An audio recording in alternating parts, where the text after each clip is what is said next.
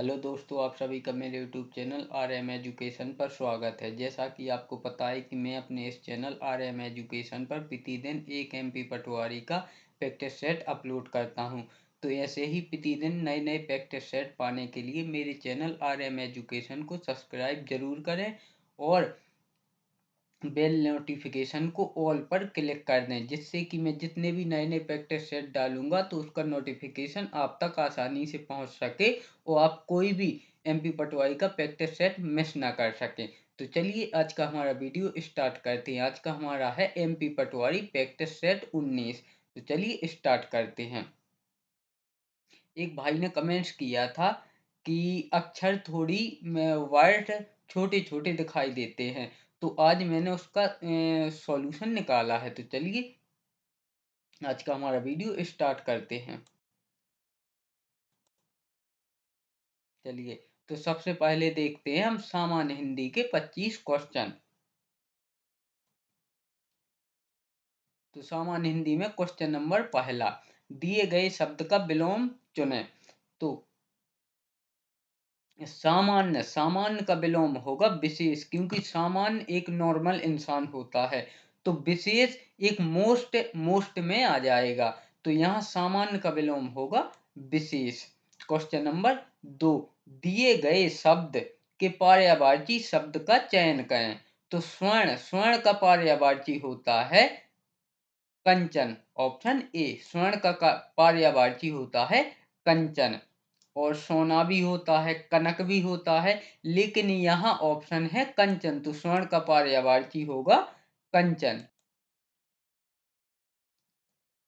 तो चलिए अब देखते हैं क्वेश्चन नंबर 3, निम्न में से स्त्रीलिंग शब्द है। तो यहाँ मेज स्त्रीलिंग शब्द है। ऑप्शन सी, मेज स्त्रीलिंग शब्द है।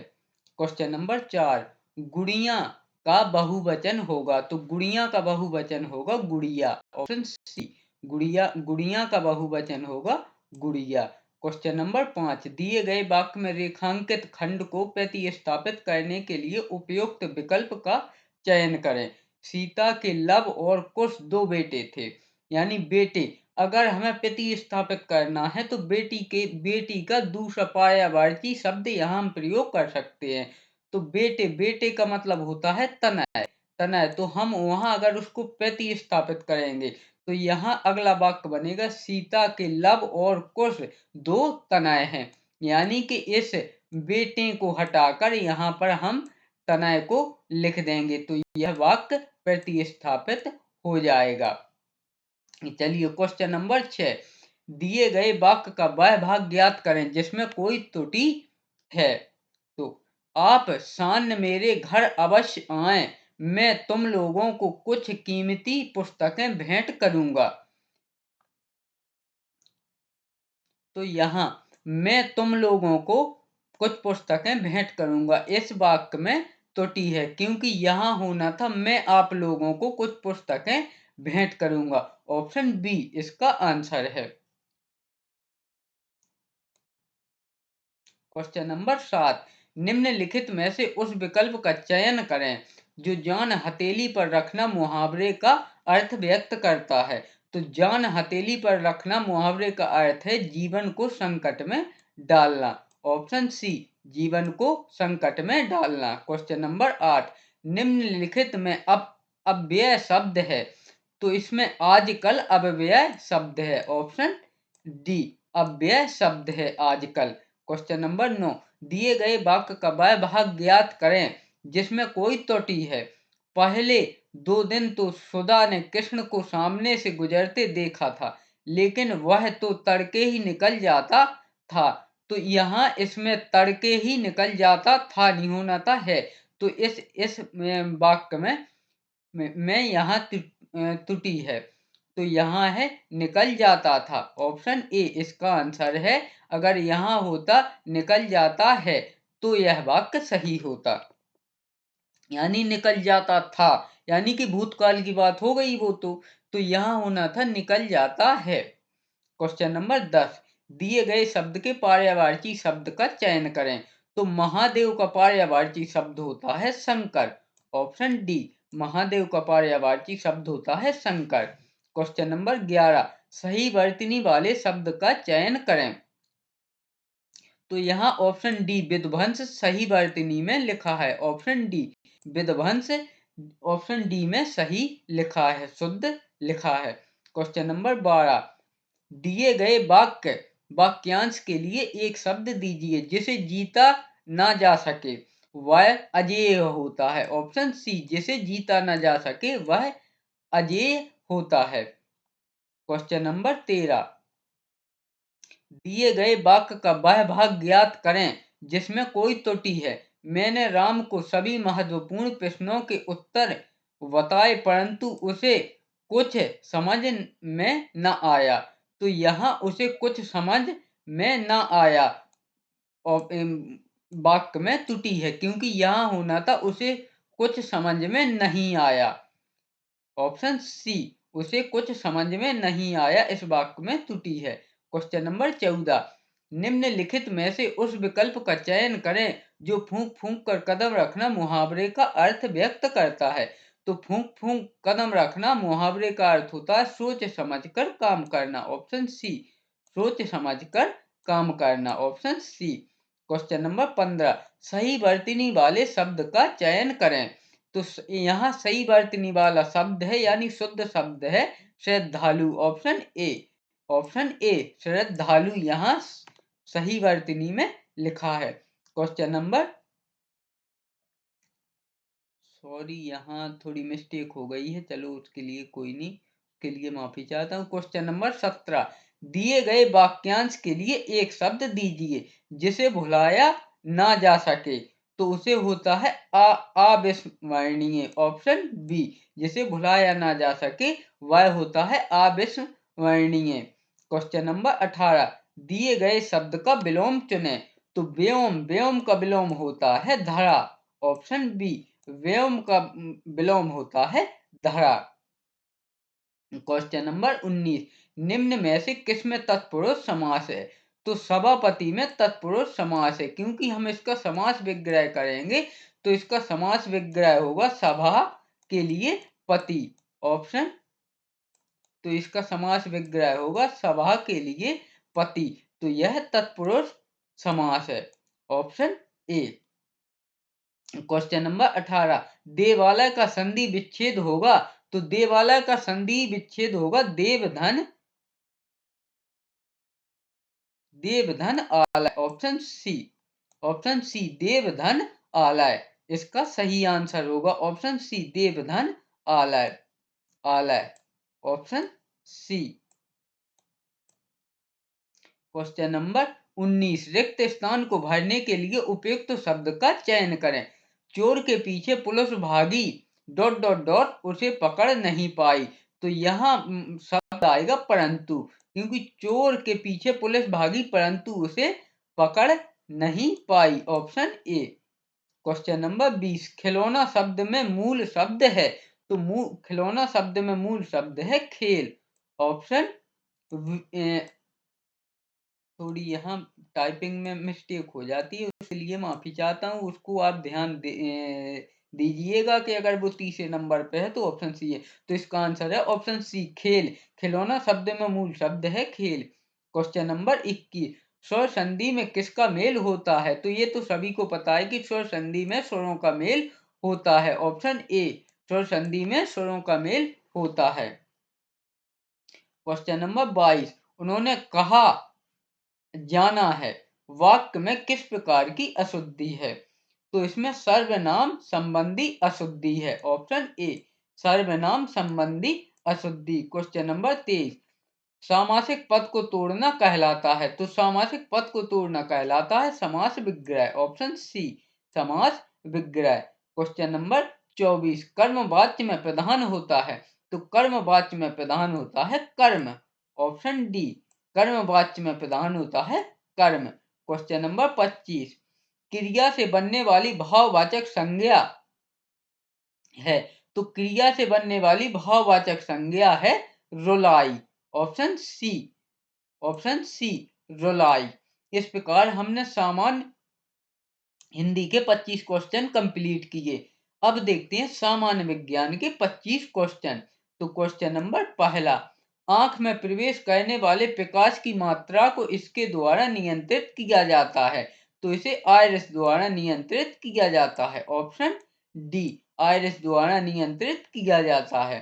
क्वेश्चन नंबर दो, डॉट डॉट डॉट उत्पन्न करने के लिए सूक्ष्मजीवी मृत अवशेषों पर कार्य करते हैं, तो यह खाद्य उत्पन्न करने के लिए सूक्ष्मजीवी मृत अवशेषों पर कार्य करते हैं। Option A. क्वेश्चन नंबर तीन, निम्न में से कौन सा अजीवी नहीं है? तो पेड़ में जीवन होता है, इसलिए यह अजीवी नहीं है। ऑप्शन डी, क्योंकि पेड़ में इंसानों की तरह जीवन होता है। क्वेश्चन नंबर चार, निम्न अंगों में से कौन सा एक मनुष्यों में महिला प्रजनन तंत्र का हिस्सा नहीं है? तो गर्भाशय तो महिलाओं का हिस्सा है, प्रजनन का हिस्सा है। अंडवाहिनी, जहां अंडा बनता है और इसमें से हो करके वह बाहर आता है, तो यह भी है। अंडाशय, यह भी है, जहां अंडे बनते हैं, यह भी है। लेकिन शुक्रवाहिनी यह पुरुष का जनन तंत्र है, क्योंकि शुक्रवाहिनी से कि शुक्रवाहिनी में से जिस प्रकार से महिला की अंडवाहिनी से अंडा परिपक्व होकर बाहर आता है, उसी प्रकार शुक्रवाहिनी से पुरुष के शुक्राणु परिपक्व होकर बाहर आते हैं, तो यह पुरुष का है। तो इसका आंसर होगा ऑप्शन डी, शुक्रवाहिनी। क्वेश्चन नंबर पांच, निम्न में से कौन सा एक स्थलीय पारिस्थितिकी तंत्र नहीं है? तो इस पहले तो आप क्वेश्चन को अच्छी तरह समझा करें। एक स्थलीय यानी कि जो धरती का पारिस्थितिकी तंत्र है, यानी कि जो जमीन पर है, धरती पे है, पारिस्थितिकी तंत्र नहीं है। तो मरुस्थल, मरुस्थल तो है, जैसे सहारा रेगिस्तान है, जितने भी मरुस्थल हैं तो धरती पर ही हैं, तो ये तो हैं। जल जीवशाला, एक्वेरियम, यह नहीं है, यह नहीं है। बाकी वन है, घास का मैदान, ग्रासलैंड, ये सभी एक स्थलीय पारिस्थितिकी तंत्र हैं, लेकिन जल जीवशाला एक्वेरियम नहीं है। आप पहले तो आप ये समझिए कि जल जीवशाला एक्वेरियम, कई बच्चे तो यह भी नहीं जानते होंगे। जल जीवशाला एक्वेरियम वह होता है, कहीं भी आपने कभी कभी देखा होगा कि किसी हॉस्पिटल में या किसी बड़े संस्थान में एक एक छोटा सा एक बॉक्स रखा रहता है, उसमें मछलियां पली रहती हैं और उनको उसमें खाने के लिए भी डाला जाता है, वही होता है जल जीवशाला एक्वेरियम। तो वही एक स्थलीय पारिस्थितिकी तंत्र नहीं है, तो इसका ऑप्शन होगा ऑप्शन वी। क्वेश्चन नंबर 6, जब हम नाशपाती चबाते हैं तो वे हमें कुरकुरी तथा दानेदार अनुभूति होती हैं, क्योंकि क्योंकि नाशपाती होती है जो उसमें पेस्तर कोशिकाओं या दृढ़ कोशिकाओं की उपस्थिति उनमें होती है, इसलिए चर चर बोलती हैं। जब हम नाशपाती खाते हैं तो हमें वैसे ही लगने लगता है जैसे हम कुछ कड़ा कड़ा खा रहे हों। वह इसलिए होता है कि उनमें बहुत मजबूत कोशिकाएं उपस्थित होती हैं, इसलिए हमें ऐसा महसूस होता है। तो इसका आंसर होगा ऑप्शन बी। क्वेश्चन नंबर 7, पशु ऊतक जो स्त्राव और अपशोषण में सहायता करता है, तो वह है उपकला ऊतक। ऑप्शन डी, उपकला ऊतक। और यह उपकला ऊतक ही हमारे घाव को भरने का कार्य करता है। तो कभी क्वेश्चन ये भी आ सकता है कि घाव भरने का कार्य कौन सा ऊतक करता है, तो आपको लगाना है उपकला ऊतक। चलिए क्वेश्चन नंबर 8, पे, पे, पेनिसिलियम का सदस्य है, तो पेनिसिलियम का सदस्य है कवक। ऑप्शन बी, पेनिसिलियम का सदस्य है कवक। क्वेश्चन नंबर 9, निम्नलिखित में से कौन सी कशेरुकीय की एक विशेषता नहीं है? तो वे असम्मित होते हैं, जो कशेरुकी होते हैं वे असम्मित होते हैं। चलिए क्वेश्चन नंबर 10, हमारी मांसपेशियों में अधिक ऑक्सीजन की आपूर्ति के लिए निम्नलिखित में से कौन सा हार्मोन हृदय की गति को बढ़ा देता है? तो यह बढ़ा देता है एड्रीनेलिन। Option A, adrenaline. यानी कि अगर हमारे शरीर को ऑक्सीजन की कमी पड़ती है, अपूर्ति होती है, तो हमारा शरीर एड्रेनेलिन में जो जो हार्मोन रिलीज होता है, तो वह हमारे हृदय की गति को बढ़ा बढ़ा देता है, यानी कि खून को बहुत जोर जोर से पंप करेगा, तो पूरे शरीर में खून फैलेगा और ऑक्सीजन की पूर्ति होने लगेगी।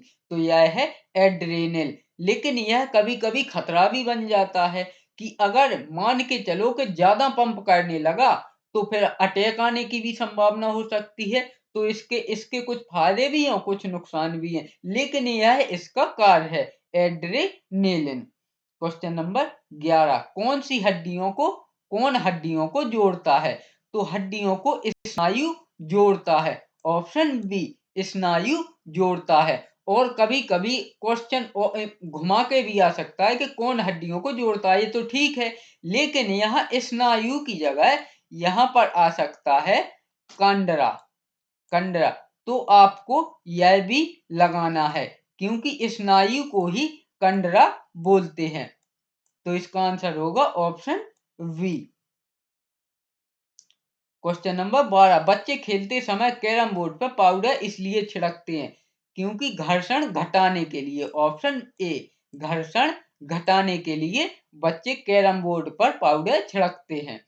क्वेश्चन नंबर 13, यदि बल एफ और त्वरण ए दिया हुआ हो तो वस्तु का द्रव्यमान एम ज्ञात करने का सूत्र है। तो वस्तु का द्रव्यमान ज्ञात करने का सूत्र एफ बटे ए। ऑप्शन वी, एफ बटे ए। क्वेश्चन नंबर 14, हमें जल को सुरक्षित और रोगाणु एवं जीवाणु से मुक्त बनाना चाहिए, तो उसे जल को हम उबाल कर रोगाणु एवं जीवाणुओं से मुक्त बना सकते हैं। ऑप्शन ए, उबाल कर। क्वेश्चन नंबर 15, उस जीव का नाम बताइए जो प्लांट एनिमल कहलाता है क्योंकि इसमें हरित लवक तथा कसाबिका होते हैं। तो यह है योगलीना। ऑप्शन सी, योगलीना। क्वेश्चन नंबर 16, आधुनिक आवर्त सारणी में बाईं ओर उपस्थित एकमात्र अधातु कौन सी है? तो बाईं ओर उपस्थित एकमात्र धातु है hydrogen. Option A, hydrogen. Question number 17, यदि हम किसी दिए गए बल के क्षेत्र को बढ़ाते हैं तो इससे दाब प्रति इकाई क्षेत्र कम हो जाता है। ऑप्शन सी, दाब कम हो जाता है। इससे दाब प्रति इकाई क्षेत्र कम हो जाता है। Option C. क्वेश्चन नंबर 18, निम्नलिखित में से कौन सा उदाहरण न्यूटन के गति विषयक तृतीय नियम की व्याख्या करता है? तो यह करता है रॉकेट लॉन्च करना। ऑप्शन डी, रॉकेट लॉन्च करना। क्योंकि न्यूटन के गति का तीसरा नियम कहता है कि क्रिया की प्रतिक्रिया होती है, यानी कि अगर हम किसी वस्तु पर बल लगाएं, जैसे कि रॉकेट छोड़ा जाता है, तो रॉकेट पे जैसे ही बल लगता है तो उससे जो गैसें निकलती हैं वो नीचे नीचे की ओर निकलती हैं और नीचे से उसको ऊपर की ओर पुश करते हैं। तो गति, न्यूटन की गति के तीसरे नियम का अनुसरण ऑप्शन डी करता है, रॉकेट लॉन्च करना। क्वेश्चन नंबर 19, यांत्रिक ऊर्जा को विद्युत ऊर्जा में रूपांतरित करने वाली एक डिवाइस निम्न है। तो यह है विद्युत जनरेटर। ये तो आप सभी जानते हैं कि विद्युत जनरेटर यांत्रिक ऊर्जा को विद्युत ऊर्जा में परिवर्तित करता है। क्वेश्चन नंबर 20, एक आवर्धक लेंस होता है, तो एक आवर्धक लेंस होता है उत्तल लेंस। ऑप्शन सी, उत्तल लेंस। क्वेश्चन नंबर 21, हवा में ध्वनि तरंगें डॉट डॉट डॉट होती हैं, तो हवा में ध्वनि तरंगें अनुदैर्घ्य होती हैं। ऑप्शन ए, अनुदैर्घ्य होती हैं। क्वेश्चन नंबर 22, डाल्टन का आंशिक दाब का नियम निम्नलिखित में से किस समीकरण पर लागू होता है? तो यह होता है COH2। Option B, COH2। Option B पर लागू होता है। क्वेश्चन नंबर 23, निम्न में से कौन सी धातु विद्युत की बेहतर सुचालक है, यानी कि सबसे अच्छी विद्युत की सुचालक है? तो चांदी विद्युत की सबसे अच्छी सुचालक है। ऑप्शन सी, चांदी विद्युत की सबसे अच्छी सुचालक है। क्वेश्चन नंबर 24, निम्नलिखित में से कौन सी धातु खुले में रखने पर तुरंत आग जल जाती है? तो यह जल जाती है सोडियम और पोटेशियम। ऑप्शन सी, सोडियम और पोटेशियम। इससे हम, क्योंकि जैसे ये वायु के संपर्क में आता है तो इसमें आग लग जाती है, इसलिए हमें सोडियम या पोटेशियम को मिट्टी के तेल में डुबा के रखना पड़ता है। ऑप्शन सी, सोडियम और पोटेशियम। क्वेश्चन नंबर 25, निम्न में से किसकी तुलना सैनिकों से की जा सकती है? तो श्वेत रक्त कणिकाओं की तुलना हम सैनिकों से कर सकते हैं, क्योंकि यह हमारे शरीर की रोग प्रतिरोधक क्षमता को बढ़ाते हैं और यह हमारे शरीर में रोगों रोगों के जीवाणुओं और रोगों से लड़ते हैं। तो ऑप्शन डी, श्वेत रक्त कणिकाओं। क्वेश्चन नंबर, इस प्रकार हमने विज्ञान के 25 क्वेश्चन कंप्लीट किए। अब देखते हैं सामान्य ज्ञान एवं अभिरुचि के 25 क्वेश्चन। तो क्वेश्चन नंबर पहला, माच किस राज्य की नाट्य शैली है? तो माच मध्य प्रदेश राज्य की नाट्य शैली है। ऑप्शन सी, माच मध्य प्रदेश राज्य की नाट्य शैली है। क्वेश्चन नंबर 2, मध्य प्रदेश के उस शहर का नाम जहां प्रत्येक वर्ष ध्रुपद समारोह का आयोजन किया जाता है? तो यह किया जाता है भोपाल में। ऑप्शन बी, भोपाल में ध्रुपद समारोह का आयोजन किया जाता है। क्वेश्चन नंबर 3, बिखरे मोती के रचयिता हैं? तो बिखरे मोती के रचयिता हैं Subhadra Kumari Chauhan. Option C, Subhadra Kumari Chauhan. Question number 4, निम्नलिखित में से कौन मध्य प्रदेश में सबसे बड़ी जनजाति है? तो मध्य प्रदेश में भील जनजाति सबसे बड़ी जनजाति है। ऑप्शन ए, भील जनजाति। क्वेश्चन नंबर 5, निराला स्वजन पीठ किस विश्वविद्यालय में स्थित है? तो निराला स्वजन पीठ बरकतुल्ला विश्वविद्यालय में स्थित है। ऑप्शन ए, बरकतुल्ला विश्वविद्यालय में। क्वेश्चन नंबर 16, भोपाल में पैदा हुए भारत के 9वें राष्ट्रपति का नाम है? तो भोपाल में पैदा हुए भारत के 9वें राष्ट्रपति हैं Shankar Dayal Sharma. Option C, Shankar Dayal Sharma. Question number 7, निम्न में किस राज्य में त्रिस्तरीय ग्राम पंचायत व्यवस्था नहीं है? तो दिल्ली में त्रिस्तरीय ग्राम पंचायत व्यवस्था नहीं है। Option B. क्वेश्चन नंबर 8, मध्य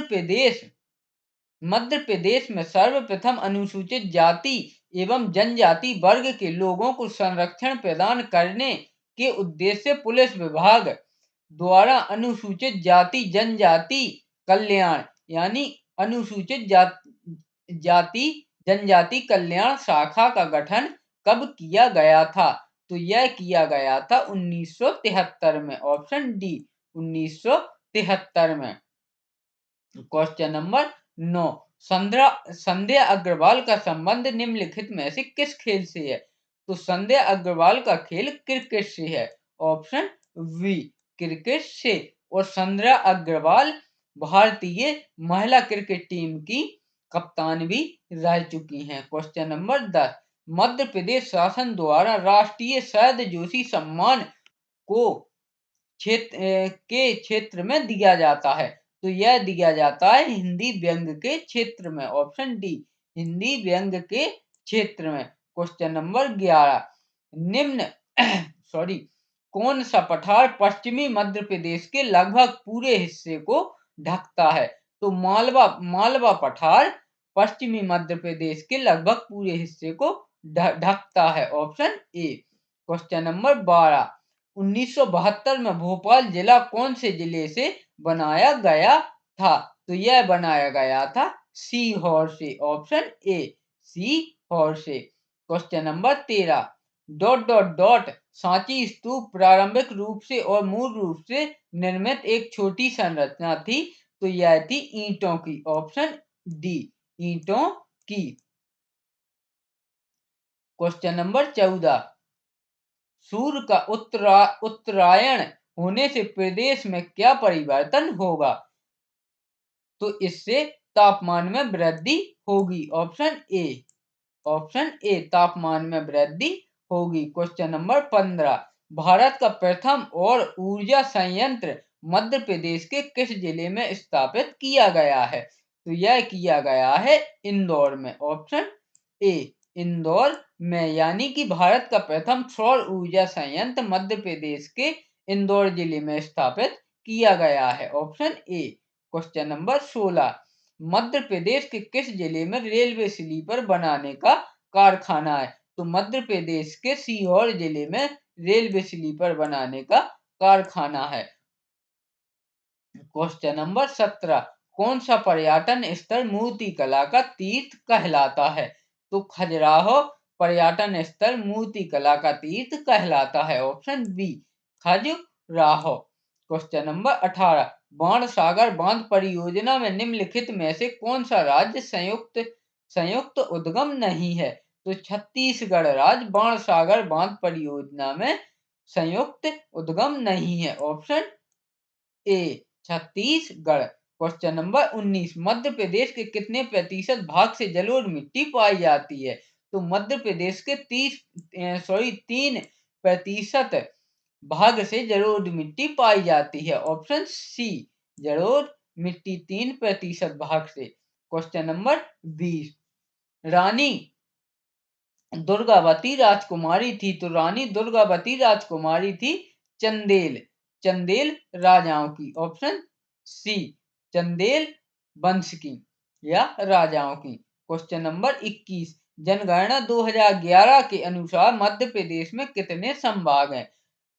तो जनगणना 2011 के अनुसार मध्य प्रदेश में 10 संभाग हैं, ऑप्शन डी 10 संभाग। क्वेश्चन नंबर 22, मध्य प्रदेश में देवरी घड़ियाल रियरिंग सेंटर में स्थित है, तो यह है राष्ट्रीय चंबल अभ्यारण्य, ऑप्शन बी राष्ट्रीय चंबल अभ्यारण्य, option B. Question number 23, Khivni अभ्यारण्य जिले में स्थित है, तो यह है देवास जिले में, खिवनी अभ्यारण्य देवास जिले में स्थित है, ऑप्शन बी। क्वेश्चन नंबर 24, शिक्षा मित्र मोबाइल एप्लीकेशन में सुविधाएं हैं, तो पहली है 200 कॉल की सुविधा एप्लीकेशन में दी गई है। शिक्षक अपनी समस्या के बारे में एसएमएस भेज सकते हैं और अपनी शिकायत का निवारण की स्थिति जान सकते हैं। तीसरा पॉइंट है वेतन पर्ची इत्यादि को देख सकते हैं, तो इसका आंसर है ऑप्शन सी, यानी कि दूसरा और तीसरा।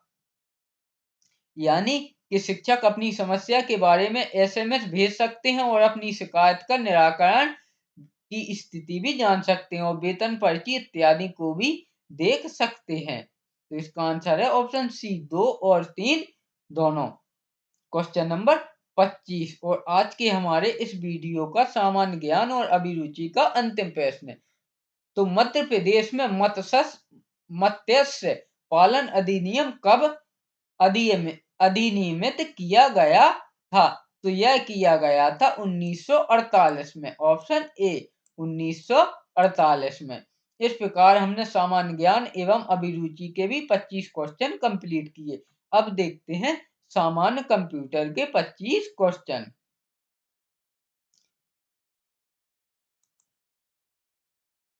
सॉरी, एक मिनट।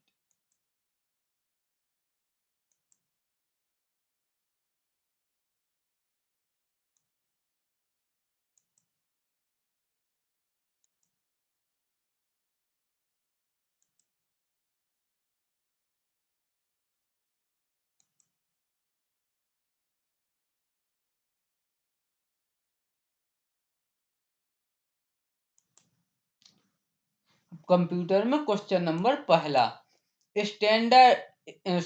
स्टोर्ड प्रोग्राम का प्रतिपादन किसने किया? तो स्टोर्ड प्रोग्राम का प्रतिपादन किया वॉन न्यूमैन ने। Option A von Newman.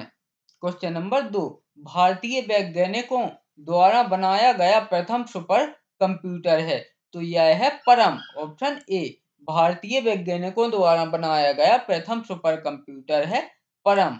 Option A.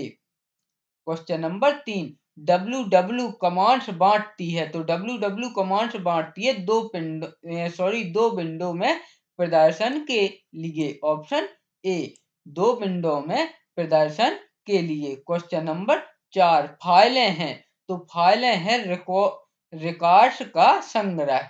Option B record का संग्रह। क्वेश्चन नंबर 5, एक से अधिक प्रोसेसर द्वारा होती है, तो एक से अधिक प्रोसेसर द्वारा होती है multi processing. Option C multi processing. Question number 6, question number 6, इसके लिए माफी चाहता हूं थोड़ी। क्वेश्चन नंबर 6, जब बहुत से कार्य कंप्यूटर में एक साथ होते प्रतीत होते हैं तो उसे कहा जाता है time sharing. Option B time sharing. Question number 7, आंकड़े डाटा हैं, तो आंकड़े डाटा हैं डेटम का संग्रह। ऑप्शन ए डेटम का संग्रह। क्वेश्चन नंबर 8, असेंबली भाषा है, तो असेंबली भाषा है अक्षरों पर आधारित। ऑप्शन बी अक्षरों पर आधारित। क्वेश्चन नंबर 9, कंप्यूटर निर्देश में होता है, तो कंप्यूटर निर्देश में होता है ऑपरेशन कोड एवं address. Option A operation code एवं address. Question number 10, floppy disk के एक सेक्टर में होते हैं, तो फ्लॉपी डिस्क के एक सेक्टर में होते हैं 128 byte. Option B 128 byte.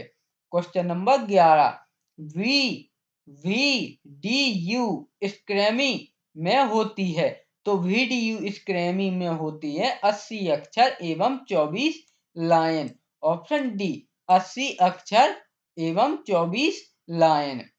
Question number 12, data matrix printer प्रकार है, तो डाटा मैट्रिक्स प्रिंटर प्रकार है सीरियल प्रिंटर का। ऑप्शन सी सीरियल प्रिंटर का। ऑप्शन सी सीरियल प्रिंटर का।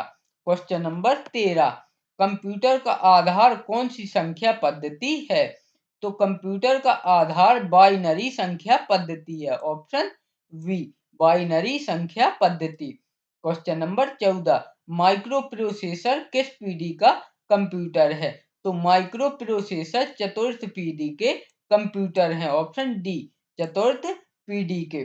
क्वेश्चन नंबर 15, सुपर कंप्यूटर को कहा जाता है, तो सुपर कंप्यूटर को कहा जाता है सबसे बड़े आकार का कंप्यूटर।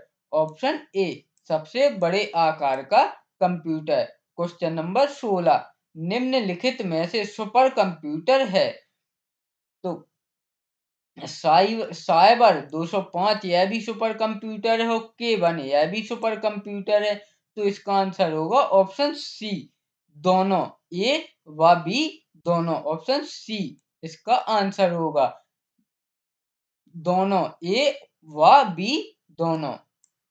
क्वेश्चन नंबर 17, परम सुपर कंप्यूटर किस देश द्वारा बनाया गया प्रथम कंप्यूटर है, तो यह हमारे भारत द्वारा ही बनाया गया प्रथम कंप्यूटर है। Option A. क्वेश्चन नंबर 18, स्थायी इकाई को कंप्यूटर में कहा जाता है, तो स्थायी इकाई को कंप्यूटर में कहा जाता है memory. Option B memory. Question number 19, गणना यंत्र अबाकस का आविष्कार किस देश में हुआ था, तो यह हुआ था चीन में। ऑप्शन ए चीन में अबेकस का आविष्कार हुआ था चीन में। क्वेश्चन नंबर 20, जापान द्वारा कौन सी योजना चलाई जा रही है, तो जापान द्वारा क्रिप्स योजना चलाई जा रही है। ऑप्शन डी क्रिप्स योजना। क्वेश्चन नंबर 21, प्रोलॉग किस पीढ़ी की कंप्यूटर प्रोग्रामिंग भाषा है? तो यह पंचम पीढ़ी की प्रोग्रामिंग भाषा है। प्रोलॉग ऑप्शन बी, प्रोलॉग पंचम पंचम पीढ़ी के कंप्यूटर की प्रोग्रामिंग भाषा है। क्वेश्चन नंबर 22, IBM है। तो IBM है एक कंप्यूटर कंपनी, ऑप्शन ए, एक computer company. Question number 23, von Neumann ने किस प्रोग्राम का प्रतिपादन किया? तो वॉन न्यूमैन ने स्टोरेज प्रोग्राम का प्रतिपादन किया, ऑप्शन सी, स्टोरेज प्रोग्राम का। क्वेश्चन नंबर 24, लोटस में स्क्रीन डिस्प्ले को कहा जाता है? तो लोटस में स्क्रीन डिस्प्ले को विंडो कहा जाता है, ऑप्शन ए, विंडो कहा जाता है। क्वेश्चन नंबर 25, उच्च स्तरीय भाषा HLL में लिखित प्रोग्राम कहलाता है? तो यह कहलाता है source program, option A, source program. इस प्रकार हमने सामान्य कंप्यूटर के भी 25 क्वेश्चन कंप्लीट किए। अब देखते हैं सामान्य प्रबंधन के 25 क्वेश्चन और आज के हमारे वीडियो के अंतिम 25 क्वेश्चन। तो चलिए क्वेश्चन नंबर पहला देखते हैं। पत्रकारिता व संचार का राष्ट्रीय विश्वविद्यालय कहाँ से स्थित है? तो यह है भोपाल में स्थित, ऑप्शन सी, पत्रकारिता व संचार का राष्ट्रीय विश्वविद्यालय भोपाल में स्थित है। क्वेश्चन नंबर 2,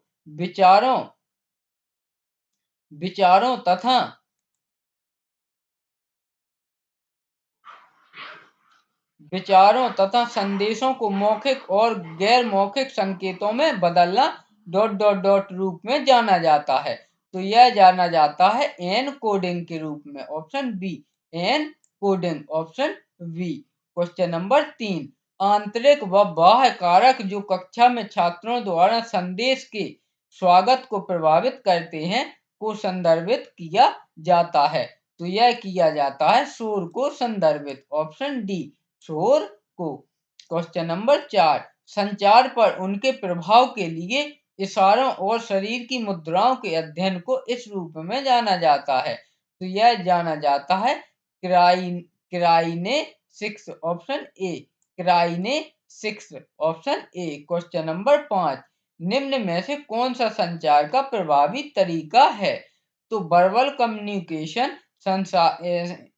संचार का प्रभावी तरीका है, verbal communication, option A, verbal communication. Question number 6, संचार की वह विधि जिसमें एक ही स्रोत को बड़ी संख्या में रिसीवर को एक साथ सूचना को प्रेषित करना शामिल है, कहा जाता है? तो यह कहा जाता है जन संचार, ऑप्शन सी, जन संचार, ऑप्शन सी। क्वेश्चन नंबर 7, आंख का उपयोग करके संचार का उदाहरण है? तो आंख का उपयोग करके संचार का उदाहरण है अनकहा संचार, ऑप्शन ए, अनकहा संचार। क्वेश्चन नंबर 8, एक प्रभावी संचार में आवश्यक नहीं है? तो एक प्रभावी संचार में आवश्यक नहीं है सुंदर व्यक्तित्व, ऑप्शन डी, सुंदर व्यक्तित्व। क्वेश्चन नंबर 9, संचार रणनीति तैयार करने से पहले सूचना का संग्रह किस नाम से जाना जाता है? तो यह जाना जाता है जनमत सर्वेक्षण, ऑप्शन बी, जनमत सर्वेक्षण। क्वेश्चन नंबर 10, संचार में संदेशों के स्वागत में एक बड़ी बाधा है? तो यह है दर्शकों का रवैया, ऑप्शन ए, दर्शकों का रवैया, ऑप्शन ए। क्वेश्चन नंबर 11, संचार का मूल उद्देश्य क्या है? तो संचार का मूल उद्देश्य सूचित करने के लिए, ऑप्शन डी, सूचित करने के लिए। क्वेश्चन नंबर 12, सहकर्मियों के साथ आपसी समझ रखने में कौन महत्वपूर्ण है? तो यह है प्रभावी सुनना, ऑप्शन ए, प्रभावी सुनना, ऑप्शन ए। क्वेश्चन नंबर 13, निर्णय लेन की प्रक्रिया में प्रथम चरण है? तो यह है समस्या को चिन्हित करना, यानी कि जब तक हम समस्या को चिन्हित नहीं करेंगे तो निर्णय कैसे ले सकेंगे। तो इसका आंसर है ऑप्शन डी, समस्या को चिन्हित करना। क्वेश्चन नंबर 14, निम्न में से कौन प्रभावी प्रभावी निर्णयकर्ता की विशेषता नहीं है।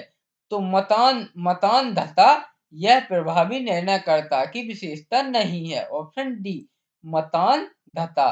क्वेश्चन नंबर 15, संवाद कौशल में संदेश भेजने वाला कहलाता है।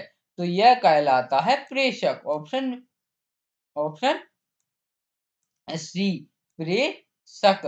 ऑप्शन सी, प्रेषक। यहां आप सी कर लेना, ऑप्शन सी, प्रेषक। क्वेश्चन नंबर 16, संवाद कौशल में गर्दन हिलाना, नाक मुंह सिकोड़ना प्रतिक्रिया आती है। तो यह आती है भाव भंगिमा में। ऑप्शन बी, भाव भंगिमा में।